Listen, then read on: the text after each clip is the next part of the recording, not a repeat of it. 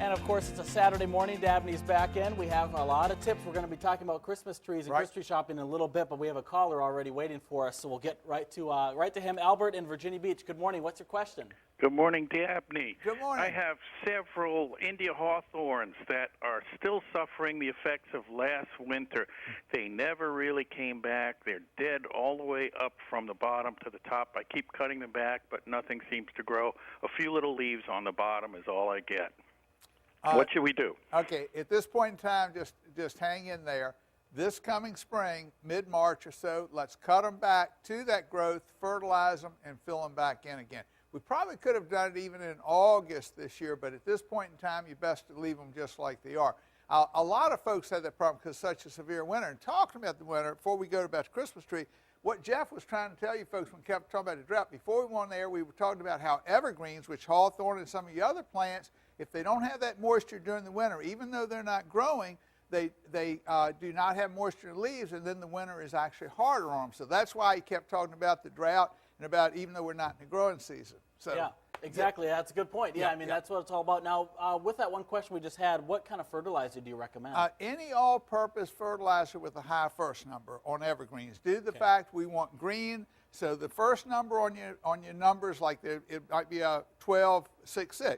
That high first number promotes greenery and growth, and that's what we want. But we'll feed them at the time we prune them in March, not before. Right, feed them in the springtime. So also I've noticed, Dabney, there's been a lot of Christmas trees on the lots. Now, what do we do to pick out the best one? Okay, well, first off, the sooner they hit the lot, the earlier you can get there, the better off you are, because if they lay on that lot, all they're going to do is keep dehydrating. So the first thing you do when you go to pick out a tree, I always stand it up, take my hand, and just pull it along the branch. If a lot of needles come off in your hand, then you know you're going to have a problem as far as keeping it fresh.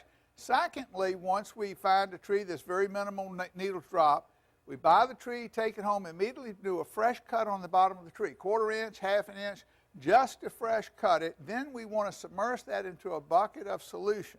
And the solution I find works extremely well. If you want a home remedy, 2 aspirin, cup of Caro syrup to a 1/4 lukewarm water. Okay. And when you maybe make a 1/2 gallon of solution, put your tree in there. If it soaks all that up in the first day or two, that's a pretty good sign that you do have a fresh tree because it's pulling it up. And just maintain that solution during the holiday. Okay. Now, if you don't have the Caro, a lot of people call and say, do I use light Caro syrup or dark? I really, either one I think will work fine. Wow. You can also buy commercial solutions that have all this together, and it gives you the direction of putting it in the water. But the point is, put your moisture in the bucket, get the trunk of the tree in there as quickly as possible from the tree. It's too early to put the tree up. We want to get through Thanksgiving, but we at least get our tree, just set it over in the corner and let it stay fresh for us. Yeah, it's good tips, because last year we gave out that recipe and it was a little too late. So now everyone should have the recipe before the tree's up. And we'll repeat it again maybe the week or so after Thanksgiving. Yeah, definitely. Yeah. All right, so we have a caller, Jalen in Portsmouth. Good morning. What's your question for Dabney?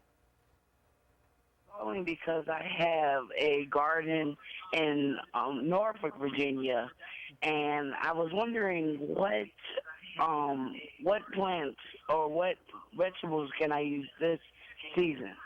Okay, as late as it is at this point in time, I think onions would be fine to put in. Pardon me. I'm not so sure that collards and kale, being so young and with the temperatures we're having now, will survive. You could try. One thing you could do if you really want to have a garden, you can plant the young plants if you can find them.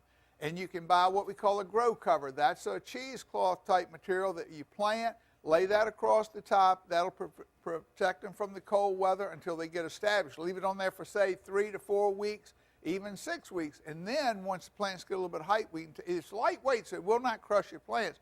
Then we take it off and let them stay on their own. Okay. All right. Thanks a lot for the tips this morning, Dabney. If you missed that recipe, we'll have that on our website later on today, wavy.com. We'll check that out. We'll also have another check of weather and news coming up after the break. Happy Thanksgiving.